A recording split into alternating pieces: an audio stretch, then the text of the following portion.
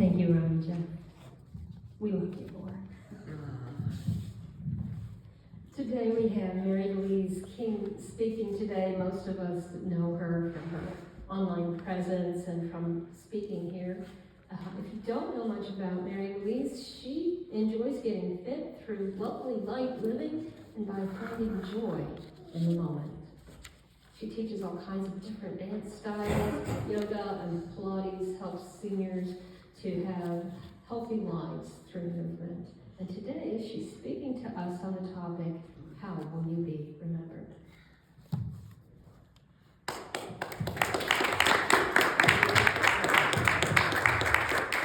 Thank you all. For all the people out here, the people on Zoom, listening live, I want to welcome you to the All Saints Day, this All Saints Sunday. This is a day that we try to honor people that have gone before us. And we all have somebody that was just there for us. They were there when we needed them. And today we're going to give you an opportunity to talk about those people. Some people have brought up some pictures here, and I have a few things. I have this Well-Lived Life by Gladys McCary. She was a mentor of mine, although I had never met her. She wrote that book. She was 102 when she wrote that book, and she had an online presence through YouTube. Anyway, I would listen to all of her videos because she just was right on for me. She just spoke to my heart. And here she died in September at almost 104. Well, I wanted to see, what did she do? She had had an accident on a 3-wheel bike, and after that, she kind of just went downhill. But I wanted to see, what did she say? Because she was constantly being interviewed. And her last interview was with Carolyn Myss.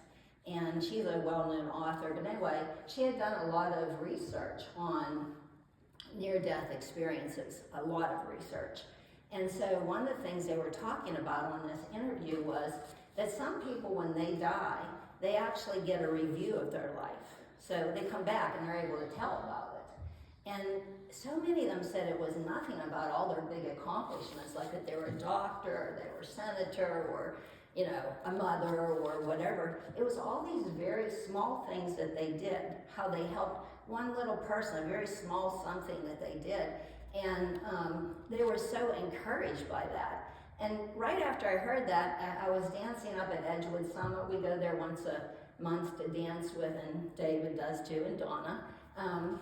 To dance with and Jim.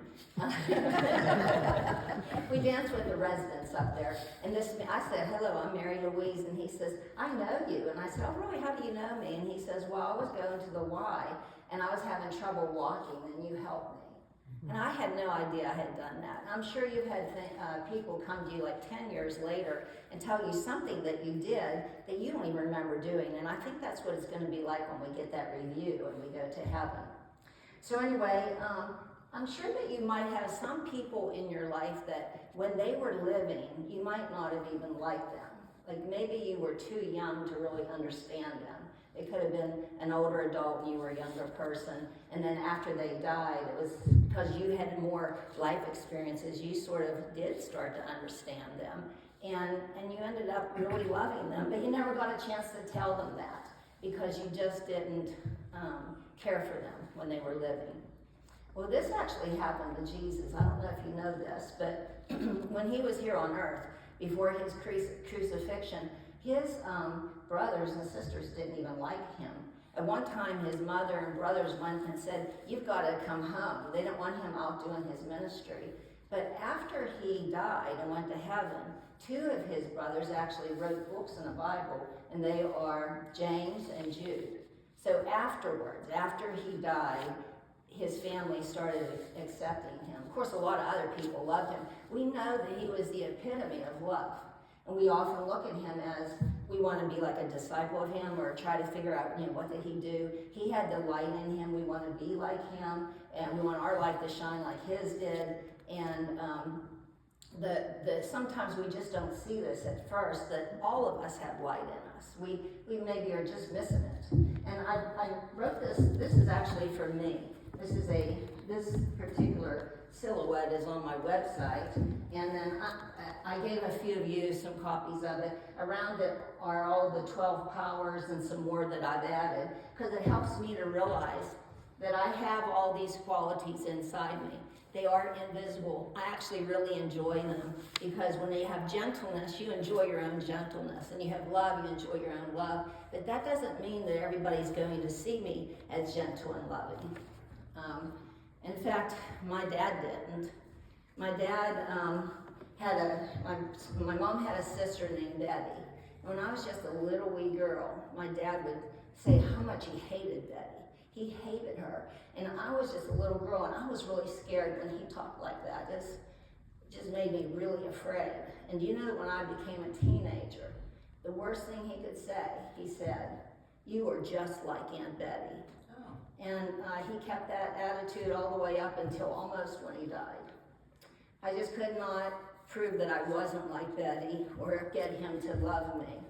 So the Thanksgiving before he died, he wouldn't even look at me. He was really very, very sick. My mom was helping him to a potty chair and taking him with her to the store, and doing a lot of things for him. And I had called, Mom was crying every time I talked to her on the telephone, and I said, "Dad, what would you think about having someone come into the house and help Mom just for half an hour?" He said, "Oh, just put me in a nursing home," and he hung up the phone. So Thanksgiving, he wouldn't even look at me. Christmas comes, and I always hugged him and said, "I love you, Dad." And he, in a very low muffle, said, "I love you too." And my dad died on January 29th, 2009. This is a picture of him. And this is when he was really happy, because he was getting married to my mom. He was in the service. You'll see he's a great looking guy, but he kind of ruined his life drinking and smoking and some of the things that he did, which really wasn't very healthy. So anyway, this little silhouette of say how I feel about myself. I feel the light. I know it's there. I experience it every day. But that doesn't mean that other people would be able to see it. And we have to remember that, because when we get to heaven, we are going to be like those near-death experiences. And just a small review is going to be a very big review. We're going to be able to see how many things that we really were there for somebody, and they really benefited from it. Maybe their life changed because of something we said or did for them. And I think it's going to be a very, very nice. And they are actually up there. All the people who have gone before us are up there, because like running a race, they ran, we watched them run, they passed the baton to us, then we started running. And much of our life we learned from mentors. Those mentors that have passed on and are up there looking down at us are all a big encouragement to us. We just have to sort of tune in, and you'll be able to feel like, wow, they're cheering me on. I did something that would be very beneficial to myself as well to others. So the end of the book is not written on us. You know, there could be people that really do not like us, that are very judgmental and say that we are doing all kinds of things that we shouldn't be doing. But there's always some people that will really like us. But when we get to heaven, we know we did what we're supposed to do, that we were all shining light. We don't need, you know, when we watch someone else that's running the race, the relay race, we saw them fall down and stumble and get hurt and do things they shouldn't have done. Maybe they got off the path, then they got back on, and we look at them and say, we're not going to be like that. But what? Guess what? We're all like them. We do it too. We fall down, we make mistakes. There's no real mistakes. It's all lessons. And when we pass on, it's going to be, we have done everything well. We don't need to be worried about that, because we're going to, and my dad, now he's in heaven, he loves me. He won't care that I told this stuff. He'd say, go for it, Mary Louise, tell people. I don't want people to be like how I was to you. He is very loving to me now. He thinks I'm wonderful because he's looking down from heaven down at me.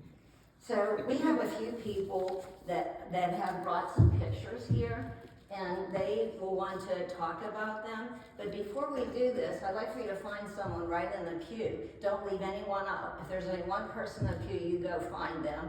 And I want you to just whisper to them about one thing that maybe a mentor, a parent, a friend that did that was really nice, that made you feel worthy and worthwhile. And then give them a chance to say something, just one little sentence, because I know a lot of you would not be brave enough to get up here and speak. But the ones that want to speak while you're doing that, come on up and I'll make sure you get a microphone.